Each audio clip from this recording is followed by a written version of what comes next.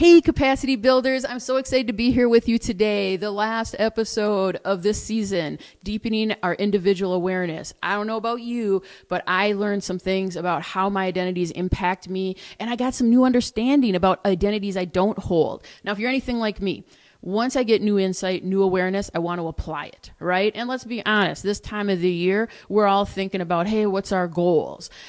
How many of us, we have goals in our personal life, our professional life, but then the now takes over and all of a sudden 6 months go by and we realize we didn't get much accomplished.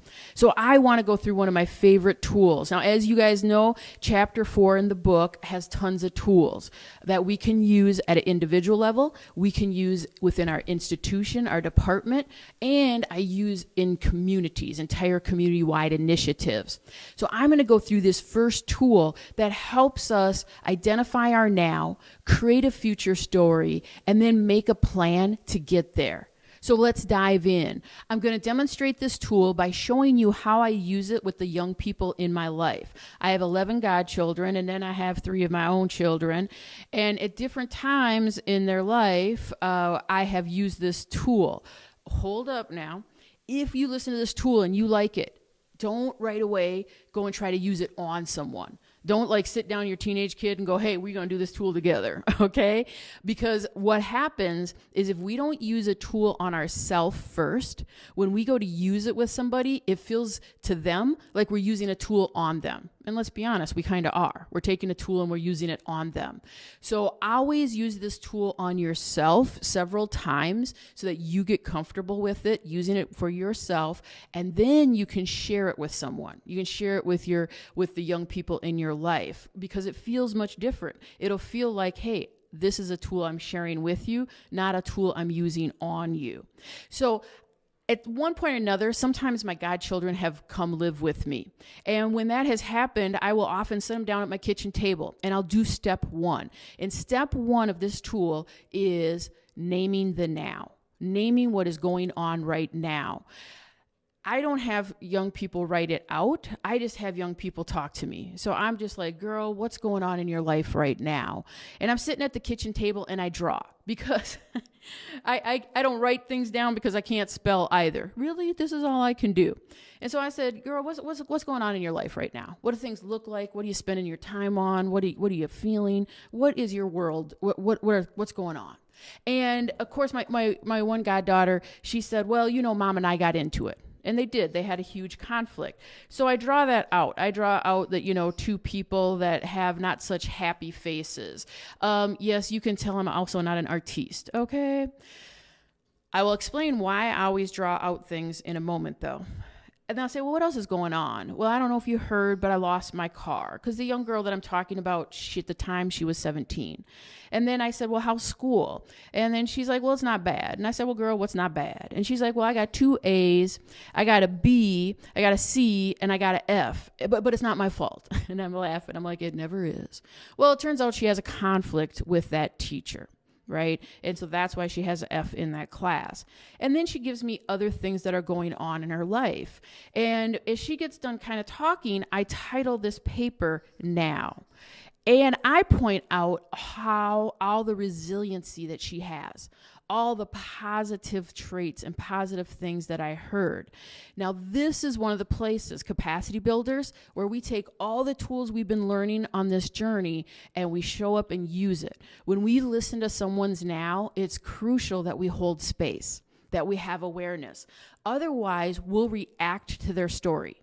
So when someone tells me there's an F, I'll start reacting. And when she says there was a conflict with the teacher, I'll start saying, well, couldn't you have talked to the teacher? Well, it doesn't matter if there's a conflict. Well, you have to deal when you get out in the real world. You have to have a boss that you have a conflict with, and we'll go into lecturing. Well, what we're really doing is we're listening to respond. We're not listening to learn and understand. So when you are listening to someone's now, you want to take all the awareness and all your capacity and have it present and really just listen to understand. After you capture the now, you want to point out all the positivity, because in this world, many times, how many of us go through the day and we don't get complimented? Like, I'm going to stop right now and hit the pause button. If you got to work today, high five yourself, right? I'm sorry, are your kids fed and clothed? High five. It's okay if they don't match and, they got two different shoes on.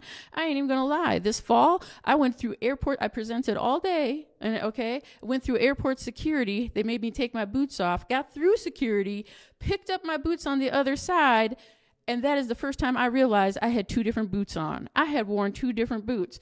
No, we ain't going to beat ourselves up. We are going to high five ourselves. So go back to when I'm talking to my goddaughter, I said, girl, do you know how powerful you are? And of course she looks at me like, what? Like you could tell she's kind of thinking her life is a mess, right? And I'm like, well, she looks at me and I said, girl, look at all the things you're dealing with, and yet you're still here. I said, you have conflict with this teacher, right? You get an F. And I get it that the conflict is affecting that class. You're getting an F, but you're not allowing it to affect the other classes. You get an A in the other two classes. You haven't just given up, school altogether. You got 2 A's, a B, and a C. And I said, I know you have conflict with your mom right now, and I can't even imagine what that's like for you, but you haven't given up. You even said in this conversation, you still love your mom, right? And I said, you get to school and you don't even have a car. And I know when you don't have a car, man, everything takes twice as long. So the resiliency that you have, the power that you have, the chutzpah, what you're trying to accomplish, this is amazing. And you should see her. She's just like, oh, like her shoulders start to go up.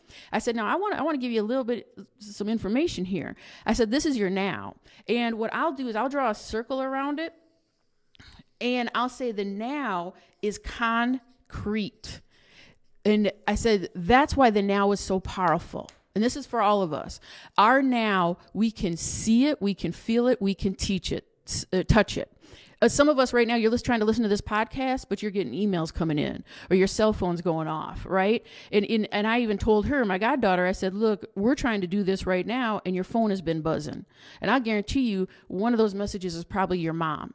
And so the now is very powerful because we see it, we feel it, we touch it, we have to deal with it all the time.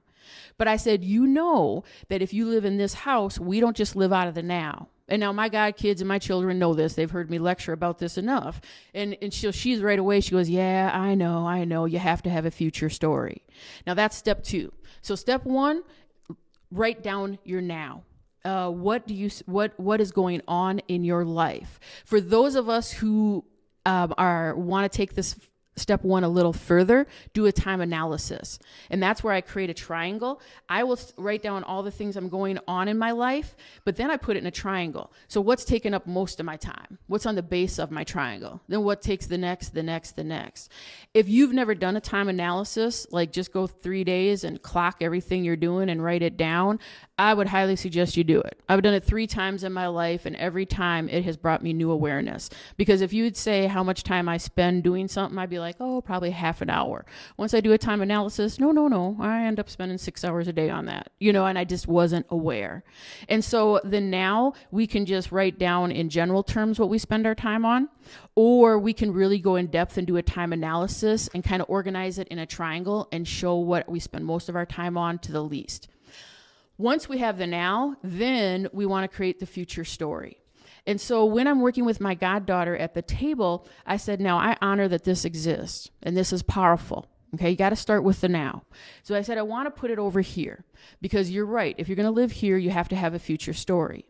So what do you want in the future? Now, be ready for this. For some of us, we have never even had a future story. We were so busy surviving. Growing up with financial restraints, it pulls you into the now, and this is your whole world. You are just dealing with the now, and you don't even have a future story sometimes. So don't assume that people will have a future story or will be able to rattle it off right away. For some of us, like my children, they've been coached on having a future story since the time they were born, right? So when I say, what would you like your future to be? I, again, just hold a space. And she looked at me for the longest time, and I just had my head down, and I'm like, what do you want? I'm just kind of looking around. What do you want? She eventually put her head up, And she looked around at my house and she goes, well, I want this. And I go, okay, girl, what do you mean? She goes, man, the lights are always on when I'm here. And I'm like, okay. So it sounds like you want a place, and I put a light bulb, but it sounds like you want your own place. And she's like, yeah, my own place, and it's peaceful here. And she goes, and I said, so you want your own house that has space and it has peace, okay? And she goes, and I love your truck, because I have a truck and it had lights, which may or may not have been legal, but it looks good. So I was like laughing. I said, well, you ain't getting that truck, but okay, everybody can have dreams. We laughed about it. And she's like, and she goes, you always have food, and I'm like, right. And she's like, and I want to do better in school. And so I wrote down school, and I said, well, what's better to you? So again, I'm literally listening to understand. I don't project. I don't say, oh, you should have all B's. And so I said, well, what's better to you? And she goes, honestly, I could have all A's and B's, maybe one C. And I said, okay. So I put that down. And then she goes, but really? She goes, I want things to be better with my mom. And the minute she said that, she wouldn't even give herself that. I didn't even start to draw it. And she goes, but that'll never happen. And then I looked at her, and she goes, because Mom and I said some horrible things to each other. So as she's telling me this, I just do this. I take this picture and I put it over here. And I said, do you understand how powerful the now is? It prevents you from even having the future that you want. I said, so you said that you wanted things to be better with your mom, but I didn't even get to draw it before you said it can never happen. And I said, so that, just be aware that when people start to look at their future, they will but it. Well, I want things to be better with my mom. Yeah, but that will never happen. And when they but it, what they're doing is they're putting the now over the future. I said, now, do you want things to be better with your mom? She's like, yeah. I said, well, I'm putting it in your future story. And I said, what's better look like? And she goes, I just want us to be civil. I just want us to get along. I don't want to worry I don't want to text her anything that makes her feel bad. I don't want her to text me things that make me feel bad. And so I draw this out, and I said, okay, so this is your future story. And I said, one of the things you want to know about the future is it's abstract. You cannot touch it. You cannot feel it. You cannot see it. We can envision it. You can close your eyes. And I said, in fact, let's do that. And there's a lot of power in this. So I encourage, if you use this tool, do this. Take a couple minutes, seconds every day to envision your future picture. And so I said, just close your eyes. And I said, sometime in the future, I said, girl, you're going to get off of work, or you're going to get done with your school day. You're going to jump in your truck.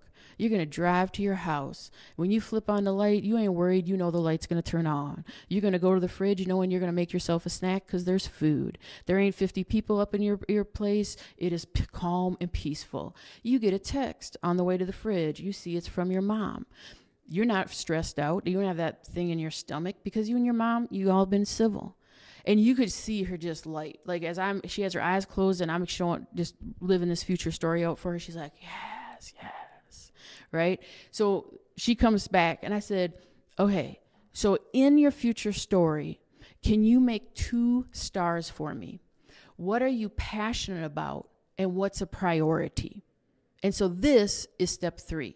So step 1, everybody, we want to create our now. We want to do that because our now is very powerful. We want to understand where our focus is. We want to create our future story. And we want to go big or go home. Be careful not to but ourselves. We'll do it. Everybody does. So when we but ourselves, let's catch it. And then let's say, no, I'm going big or I'm going home, right? We want to remember that the future story is abstract. We can't touch it. We can't feel it, but we can envision it. And so that's a lot of power. And then number 3, what are you passionate about and what's a priority? And so she looked at it and she goes, well, I'm passionate about me and mom getting right. And so she starred that. She goes, but I think it's a priority that I do better at school. Because I know if I do better at school, there's a better possibility all these other things can happen. Now, the reason step 3 exists is because this is where our energy is. So when we ask people, what's your passion? What's your priority? What we said is this holds the most energy for her. And our energy tends to be the most motivation. So now that we have that, we're going to plan. How do we get from our now to the future regarding, let's start with your mom. And I said, regarding your mom, what can we do to get there?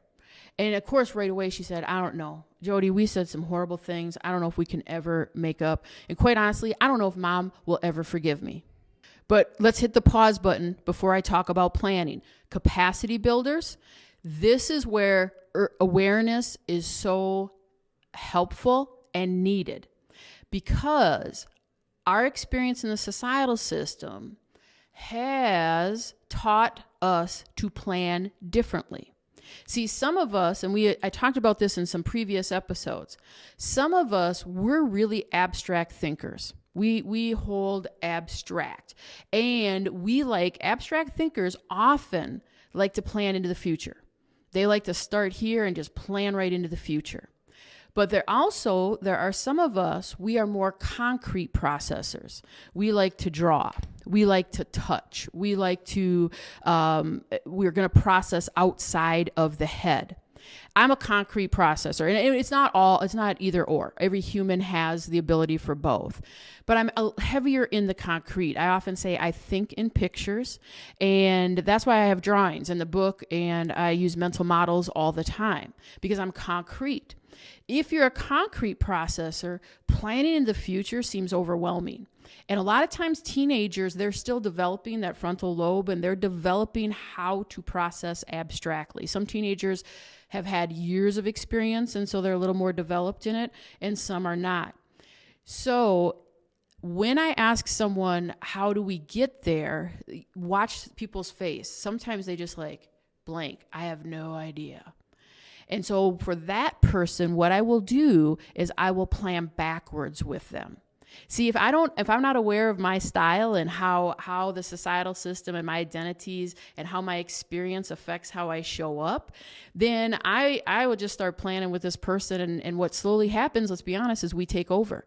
I say, well, I say to my goddaughter, well, how do we get there? And she kind of has a blank step, and I'll start saying, well, don't you think we should? Well, what about? And all of a sudden, really, it turns out to be my plan getting us from A to B, right? And so be aware that some people, like myself, I can take anything from the future and plan it back into the now, right? I like to plan backwards. So as I do this next part, as you're listening, if you're like, man, I do not plan backwards, then that probably means you're more of an abstract processor. You like to plan forwards, but know that everybody in your life doesn't show up that way. And so are you able to make that adjustment when it comes to planning?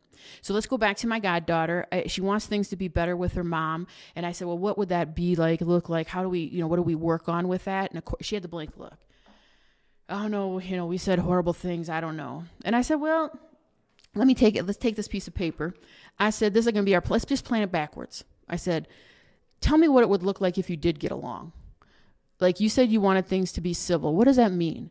And she's like, I just want us to say nice things. And she goes, we don't need to be lovey-dovey, but I just want us to say nice things. And I said, okay, so you guys would say positive things. I put a positive, and you would text positive messages to each other. And she goes, yeah, and she goes, doesn't have to be even positive, but that would be that. And she goes, I don't know that mom will ever do that. Like we said some really horrible things. And I said, well, you're right. We don't control your mom. I've known your mom my whole life. You and I don't control her. And so we can't plan this for her. We can only plan it for you. I said, so you would like to get in a place where you could text your mom things that are not, let's say, insulting, things that are not hurtful. And she's like, yeah. And you want to do that consistently. And she's like, yeah. And I said, okay, so you got this future with her. You're texting things that are civil, maybe even positive. I said, what would come before that? What would have to happen before that? And she's like, man, she goes, mom needs to forgive me, but I don't think she will. She needs to say sorry. And I said, okay, well, we can put that in. Now, what I did at this point is I drew a line across. I said, okay, your mom's journey, we don't control that. Right? But you're right. It would be helpful if mom said sorry. If mom said sorry, that would help. But I said, we don't control that. I don't control your mom, I said, so for you, what comes before it? And she goes, well, I need to forgive. And I said, okay. And she goes, I need to forgive myself for sending the messages I've sent and said what I said. So I need to forgive me, and I need to forgive my mom. And the minute she said that, I wasn't even done writing again. She goes, but I'm not ready to. And I said, okay, but it's a step. And she's like, yeah, but I'm not ready to because mom said horrible things, and I just don't understand how you'd say that. And I just let her vent for a while again. And so as she vents about her mom and the things and the hurts that she has, I said, okay, it sounds to me like you still have a lot of hurts. You dang right, I do. And I said, so we're not at a place of forgiveness yet. And I said, so what comes before forgiveness? And she's like, yeah. She goes, she goes, you know what? I think I need therapy. She goes, I need to talk this out. I need to, I just need to process this. I need some therapy. And I said, okay. I said, so now we're playing backwards. So I said, in order to get to where you and mom are civil and you're sending texts that are positive, you have to forgive yourself. You have to forgive your mom. You're not there yet, not at that step yet, but you think that if you go to therapy and talk it out, you could get there. And I said, okay, well, how do we get to therapy? I said, could you look up, and we talked about what she had access to in school and what else she had access to for therapy. And I said, could you look up therapists online? And I said, if you could give me 3 therapists by the end of the week, I can check with my insurance and see if they would be covered. And so she's like, yeah, I could do that. And so I'm like, okay, so the goal here is to look up 3 therapists. And she's like, yeah. Now this child, she uses her phone. I said, so whip your phone out, put that in there. I said, when are you going to look up a therapist? I said, why don't you put it in? And she's like, oh, well, when I lay in bed, I often surf I'm on my phone. And I said, okay, well then put it in for tomorrow night. And I said, now I always put it in a second time. Because how many times do we get something done the first time? So I put it in your calendar. Why don't you put it in 3 times? And then put in that you're going to look up therapists 3 times and you're going to text me them. And I said, so you can do that in a week. And she's like, yeah. So now she has, and what did we just do, guys? She has a concrete task. She has something that she can do, like concrete, not overwhelming. And she sees how that one task gets her to her future story. So I did the same thing with school. I said, what would it look like at school? We planned backwards. And we planned it into, she felt that she had to talk to the teacher. And she decided that she was going to set up the appointment to talk to the teacher. She didn't want me to intervene yet. And so that was the next thing, is to go to school and talk to that teacher and set up a time to meet with him. So now when we got done, I said, and I laid it out like this, I said, so you got your two tasks this week. You're going to look up 3 therapists and get them to me. And I said, and you're going to set up a time to talk to the teacher. And she's like, yeah. So I said, now you understand, if you choose to do those things, then you're choosing to get 2 steps closer to your future story. I said, now if you choose not to do them, and this is a phrase all my kids know I say, then you're choosing for your tomorrow to be your today. I said, so your tomorrow will be your today until you make different choices. You choose to do things on your plan. Now, in my house, just for the record, I have the kids will put their future story on the wall from where they wake up. So when they wake up, it's across the room on the wall. So it's one of the first things they see all the time. And a lot of times, obviously, my young people in my life are like, that is a horrible drawing. I will redo this, right? But they put up, so they have their future picture in their room and they see it when they wake up. I have them often put their now on their bedroom door, because in my house, doors often have to be open. And so it's not always seen. Now I travel and I check in young people. I never have plans be more than a week long, because that's too far out in the future for young people. So we do plans 1 week at a time, and I check in with them on Sunday and Wednesdays. So the kids know that, like Sunday and Wednesdays, we're going to check in. And so when I'm traveling, I'll call my goddaughter. I say, girl, it's Wednesday. How's your day going? Listen. And I said, they'll tell me, did you get any therapists? Look up any therapists? No, I didn't. Did you make that appointment? No, I didn't. I said, that's okay. That's your choice. Just go shut your bedroom door and look at your now and know that your tomorrow is going to be your today. Right? So I don't get in a power struggle with young people in my life. It's like, look, I'm going to lay this out, and then ultimately it's your choice. And then when I call and I'm like, girl, how'd it go? She's like, yeah, I text you 3 therapists and I already got a meeting set up. And I'm like, girl, high five your future story. Because when you chose to do those things, you chose to get 2 steps closer to your future story. What I see for young people is they now feel like they have control. because so many times they're just living so much in the now, and they're being bombarded with so much social media that they're almost feeling out of control. And this gives them a focus. And because I don't get in that power struggle, like when they choose it, I'm just like, hey, you chose for your tomorrow to be your today. I'm not going to beat you up about it. This is yours, right? They feel like they have the power and control. So I found this to be very successful. Now, there's one young person in my life. I did this with her several times. Trust me, she never chose to do her plan. Like, that was a rarity, okay? And I'm just giving hope for those of you who have teenagers right now. When that child turned 26, she came to my house and she said, I am sick of my tomorrows being my today.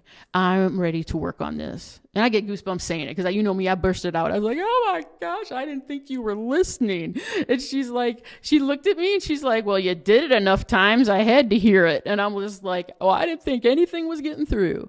And now we meet regularly and she's working very much on her future story. So let's be honest, we're all on our own journey. We're all on our own journey. So think about, listeners, what parts of this do you like? What parts of this can you use? Remember, don't use this on someone until you use it on your own life first. And remember, when people to hold that space, it's going to be really successful if you just use all the tools that you learned in this journey with us on the urgency awareness to listen to understand, so that we can just hold a space to let people tell us about their now and not react to it. I want to show you next how I use the same tool at work. So you can use it with your team members, with your coworkers, in your department, or in your whole organization. Now, if you use it in your organization, you definitely want to bring someone from the outside in. AKA, it could be me, I do it all the time. Or it could be some other consultant that you work with frequently.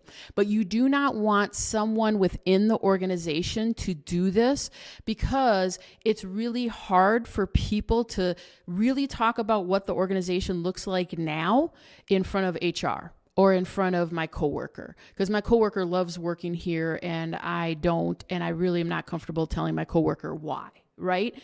So it helps if there's someone from the outside that doesn't know people. That way we hear things, because also, we start to label each other at work. And if so-and-so says something, it gets viewed one way. But from someone who doesn't know so-and-so, it gets heard and viewed a different way.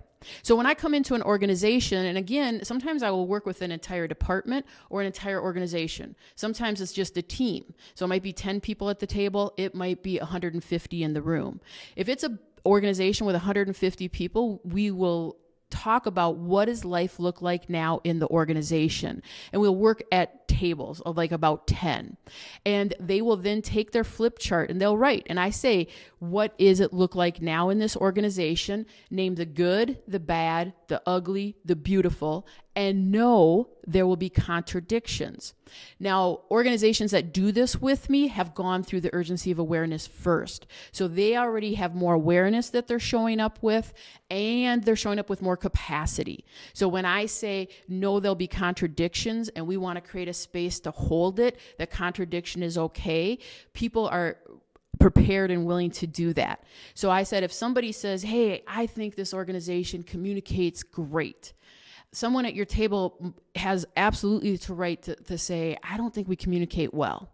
You write them both down. So, okay, for some of us, we feel the organization communicates great. For those of us around the table who think we communicate great, what are some ways that we do that?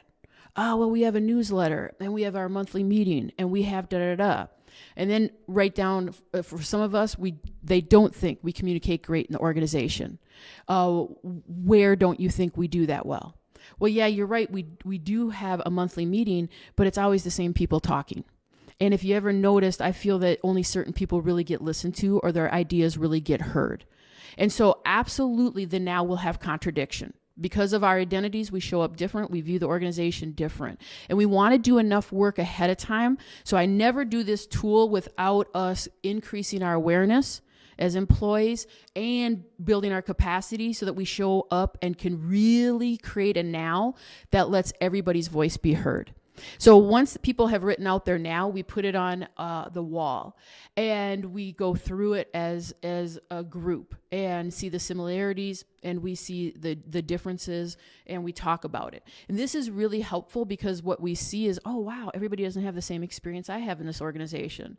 There's a lot of people who don't think we communicate well or do, so it really helps. Same thing now I talk about is the now is very powerful. It's concrete. We see it, we feel it, we deal with it. I said, in fact, just while we did this activity in this room, many of you were getting buzzed and you're doing emails. So the now is just constantly boom, boom, boom, telling us, look here, look here. So I said, now for a moment now, I want us to move to the future, okay? We can always come back. If we miss something, we will always add on to the now. But I want us to do step 2, and that is create a future story. What would you like things to look like in the future? And I will start that one often as a whole group. I'll say, throw me out a couple things. And so somebody will say, we should have more positions, or we should get better pay. And so I never get to write the first suggestion out without somebody going, yeah, but we're in a budget crunch right now. So when an organization does step 1 and has their now, and they start to work on step 2, future story, I will tell you, I've never gotten more than 2 ideas into the future before an employee butts it. Whether it's management or staff, frontline staff, but someone will go, yeah, but we will never get that. And what is that? And then I do the same thing I did earlier. I say, yeah, see, this takes us right back to the now. You see how powerful the now is? We are so convinced that our budget is what it is, and that is true right now, that we don't even think big again. We can't even go there. And so remember, drop. I said, and go big or go home. Like big ideas, you never know what can happen, right? And so then again, we create the future story. Again, what I do once we have the now, the future story, every employee gets to go up to the future story and star twice.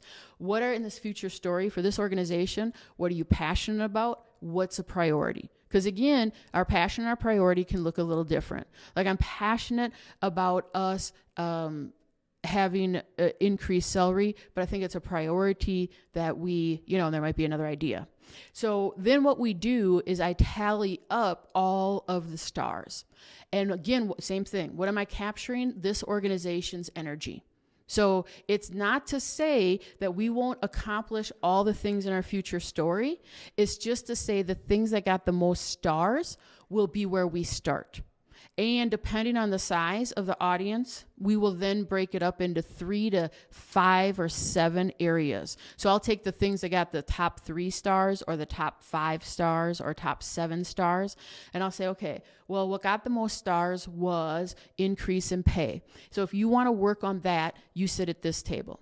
If you want to work on, what was the other thing? Oh, having more fun activities for employees. If you want to work on that, sit at this table. And so we take the 7, the top rated items in the future story, and we create groups for each. Then what I do, and you'll see it in chapter 4, is I have those groups create a 90-day plan. What can you do in the next 90 days to get closer to that? You're probably not going to accomplish something in 90 days, right? It often takes organizations several 90-day plans to get the actual thing accomplished. If you could get everybody pay raises in 90 days, we would have done it a long time ago. But what are the things that you can do? When I look at those plans, if you look at in chapter 4, the 90-day plans, it's very concrete again. So it's what's step 1, what's step 2. It asks who is doing that step. So what I'll look for when I'm facilitating is making sure I don't see someone's name listed, several times, because everybody should be doing one piece. And the 90-day plan has when that step will be done. So, step 1 for increased salary is Bob is going to contact HR to talk about it. He's going to do that in the next 2 weeks. He's going to bring back to this group what he learned. And then step 2 is, and so people can see. So people leave going, oh my gosh, if I do this one piece, I can see how it takes us as an organization out of the now into the future story. Then what we do with organizations is I will meet every 90 days with them and they report out. So 90 days after that, then we'll report out. Those 7 groups will report out, hey, what happened? What did you accomplish? What barriers did you hit? And where are you headed? And so that what happens is there's transparency, there's accountability, and we continue to keep our eye on the prize, keep doing things. Another thing this does is it doesn't feed into the normalized dominant. When I work with a whole organization, it doesn't matter what your position is. You can be a part-time frontline staff person and you can be working on getting staff more pay, right? So it's not just, oh, well, that's the CEO's job. Or, oh, that's management's job. But all of a sudden, we're taking a lot of organizations that often, unintentionally, just because they're normalized dominant, they operate top down. Now they're operating bottom up. And now people are getting able to have the power of helping with areas that they often maybe wouldn't have been able to help. They can see that their voice matters, and they get exposure within the organization in ways that they haven't before. I do this exact same thing with entire communities. So I work with entire counties. So we'll have an entire county initiative. And we do the same thing, the now, the future story, and we create 90-day plans. There's a community I've worked with now for 15 years. They do, and they'll be on one of the episodes. We're gonna have them on at some point. They've done so many 90-day plans that their future story as a community has become their now. And they had to create a new future story. And they're an amazing community. The things that they have accomplished, they got recognized by the U.S. Senate as being one of the most trauma-informed formed communities. And they just do numerous things. But they will talk about, if we didn't come back every 90 days and report out, absolutely my now would have taken over. You know, I would have just gotten busy with the now. The other thing is they've been doing it for so long, they report out their 90-day plan, that they collaborate right in the room. So when we report out on a 90-day plan, why didn't it get done? Someone was like, well, we didn't get the ramp built because we ran out of funding. We didn't have enough wood. In that community, they'll yell across the ballroom because they'll be in a big ballroom. And they'll say, how much wood do you need? And they're like, oh, I don't know, however much it takes to build a ramp.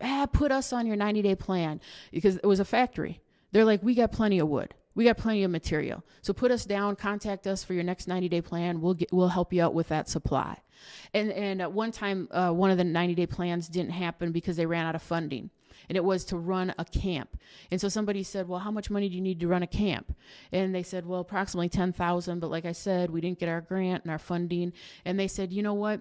I think a grant that we have, we could probably shift some of that funds to you. Talk to us. Another person said the same thing. Put us on your 90-day plan. Put us on your 90-day plan. When that person left, that committee left, they're like, oh my gosh, we have enough. If this all happens, we have enough to run 3 camps, right? So what happens is there's transparency, there is accountability because we're keeping our eye on the prize. There's the ability, now that we're transparent and we have a focus, our future story, then there's the ability to collaborate more. And so that's how you can use this tool, individual, or you can use it absolutely at a macro level as well. One last thing is, when you start using this, I use this tool all the time on my own personal life. I can use it in short snippets, even in a conversation now. So even in a conversation, remember, I have social service background. When I'm listening, so teachers or social service workers or police, when I'm working with someone, I'll just recap what I hear somebody's now is. So when I'm working with them, I'm like, man, it sounds like right now you're doing a lot. And man, how much strength you have, and how much, and again, I do that asset based and the resiliency, point out those beautiful characteristics. And I say, it sounds to me like you want things to look different. You know, and then people are like, yeah, I do. And I said, well, tell me more about that. What would that look like? And you can tell people go, yeah, I'm not, you know, and like some people are like, I don't know. I just, they have the desire for it to look different, but they don't know. And then I'm like, and then if they start telling me what they want it to look like different, oh, you want it this and this. Oh, I bet you if you did, what could you do to just start to get there? Because I don't know about you, but I know that if I can just do one thing, it makes me feel better. Because sometimes when I don't plan out and I don't do one thing, the idea of it is overwhelming and I almost get paralyzed. So I know you want this, you want it to look different, and you're saying it would look different if this happened. What's one thing we could do this week that wouldn't make us overwhelmed that would maybe give us energy to do a second thing later. And I can incorporate this tool into a conversation. So although this tool is directly correlated to our awareness, if we're not holding awareness, if we're not understanding that people process differently, like some of us process into the future, some of us process better planning backwards.